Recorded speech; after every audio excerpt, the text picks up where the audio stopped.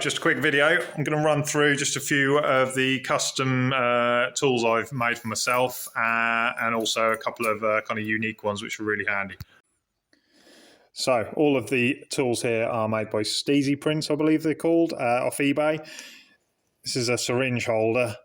This end or at this end, depending on which way you want it to work, will go on your handlebars. And as you can see, it kind of holds your syringe while you're bleeding a break. So if you're at one end of the bike, you can have another syringe at the other end held, or held at both ends of the bike. So they're mega handy, they are. And a sensible pricing as well. This one I really don't use very often, apart from when I kind of really have to. If I can't get a wheel out or something and it's in for to be straightened.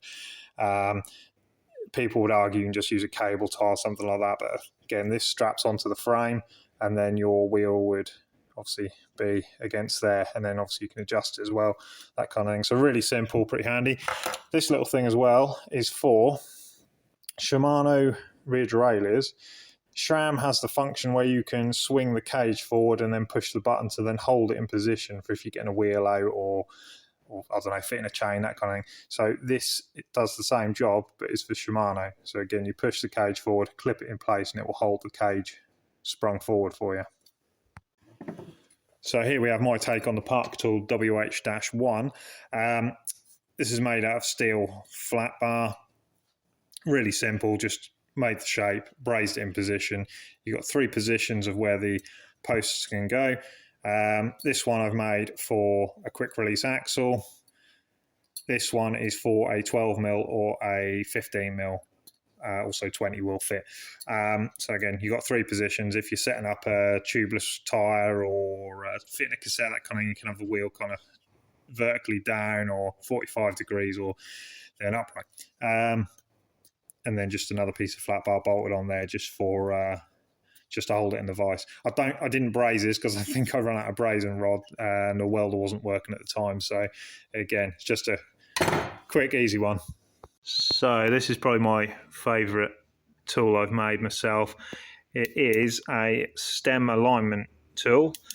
It's a Laser Monkey motorcycle chain alignment tool.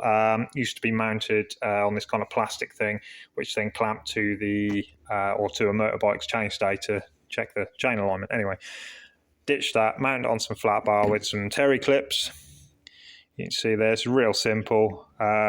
Took a bit of time just measuring it to make sure it was all straight and square and everything. So if I was going to check this stem was straight or not, I would clip it on. Some of these handlebars have the markers which help you to centralise everything. If not, I would, or as well, I would get some calipers and just check it was dead central, the stem to bars.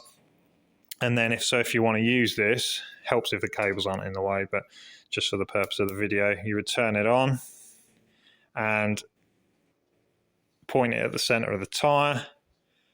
As you go up, it should stay centred on the tyre, slowly disappearing briefly just because the cable gets in the way, but you get the idea.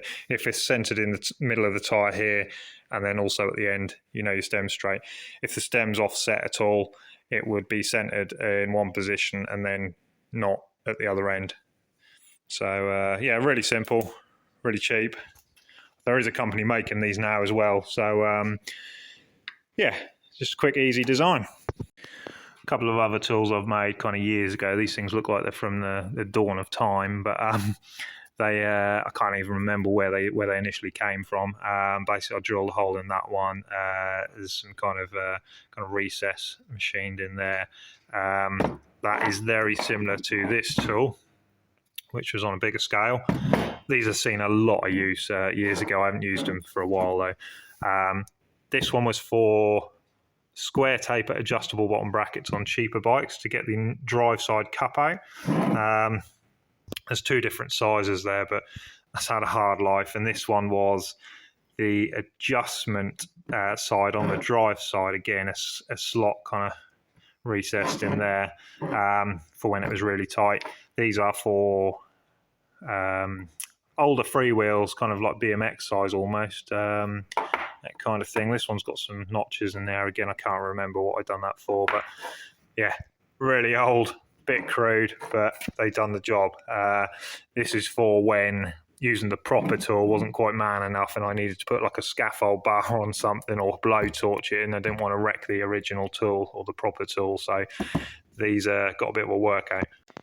I guess you could call these a tool for a coffee machine possibly, but I used to make a few years back on my old Boxford lathe coffee tampers to order, and I used to have some in stock, so these are the leftovers from stock.